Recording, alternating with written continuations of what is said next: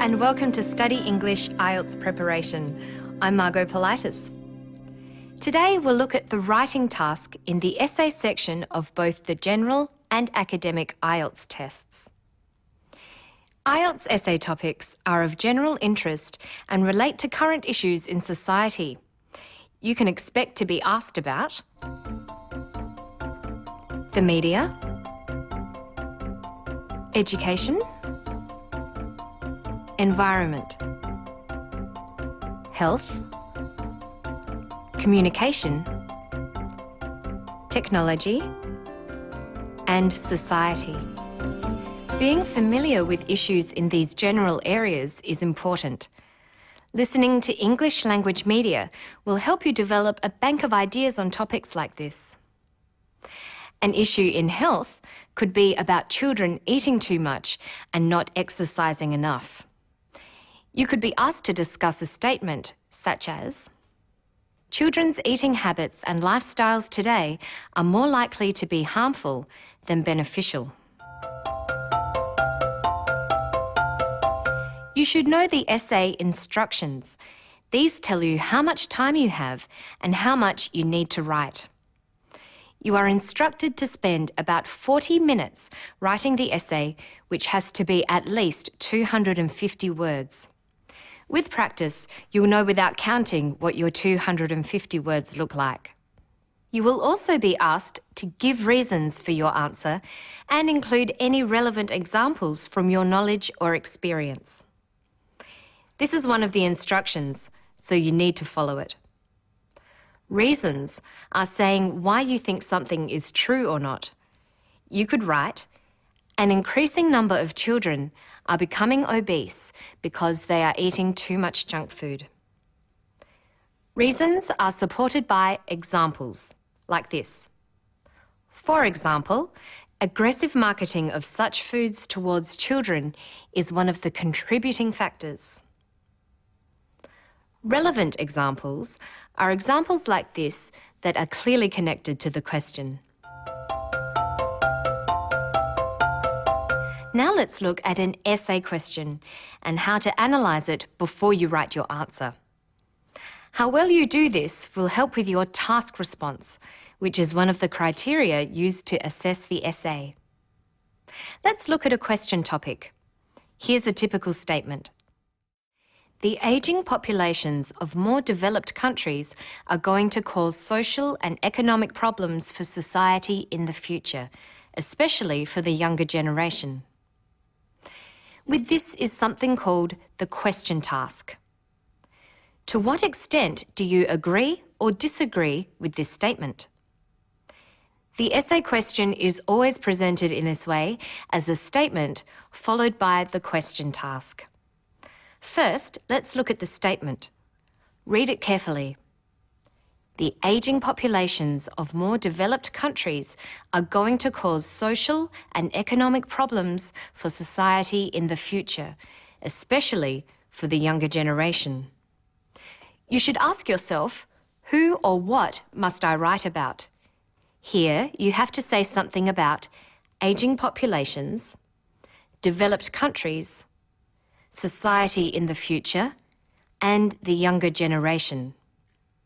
Highlight these and any other key phrases, such as cause social and economic problems. Think about what these phrases mean. Thinking of synonyms or words that mean something similar can help you do this. And you will need these synonyms later in your essay. Synonyms for ageing populations are the elderly, retired people, the aged, and pensioners. They're the people living longer or ageing. Developed countries refers to modern industrial societies that have to financially support retired people. Synonyms are Western countries, First World countries, and advanced economies. Social and economic problems are two kinds of problems. Social problems are problems that affect people, perhaps in areas such as health and education. Economic problems are problems to do with the economy of a country and its ability to pay for the services it provides. Society in the future means the country or nation or state in the future. And the younger generation are younger people or people who work. They're the people who are not yet part of the ageing population. So you can rephrase or paraphrase the question like this. The younger generation will experience social and economic difficulties because people are living longer. The next thing to look at is the question task. To what extent do you agree or disagree with this statement? To what extent means by how much. Here you're being asked to give your opinion about the statement. You might agree with it, or you might think it is wrong.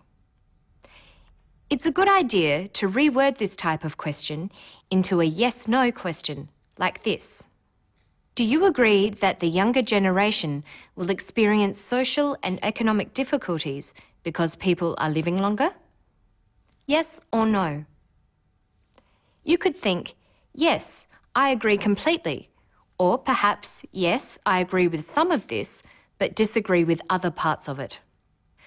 But keep in mind that asking how much you agree or disagree tests your ability to look at two sides of an issue and present a balanced argument. Even if you say yes and agree completely, you still have to look at the other side of the argument and think about why someone would disagree.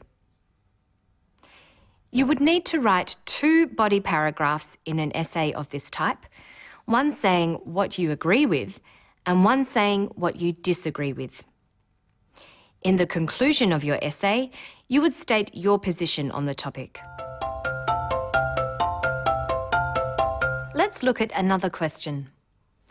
Internet access should be under government control to avoid any potential harm to children.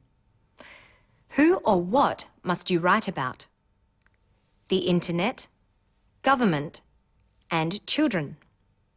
Now highlight other key phrases. Under government control. Avoid any potential harm. Let's think of synonyms. We know what the internet is, but what other words can we use?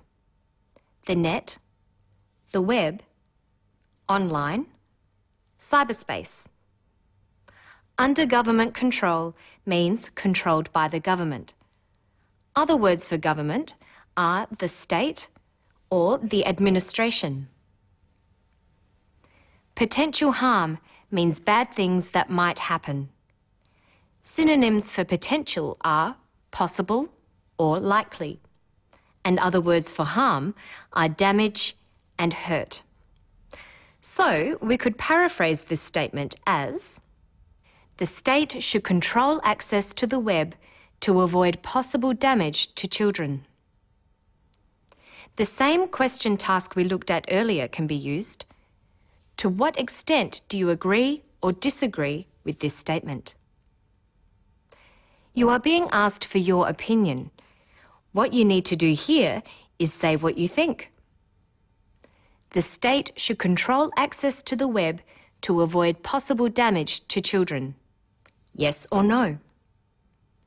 Now you should think about reasons for your point of view and why you don't agree with the opposite view. So, to recap, the way you respond to the question and the instructions is part of what you are being marked on. The examiners call it task response. Make sure you follow the instructions and write the correct number of words. That's all for now. Don't forget to visit our website for more. I'll see you next time on Study English.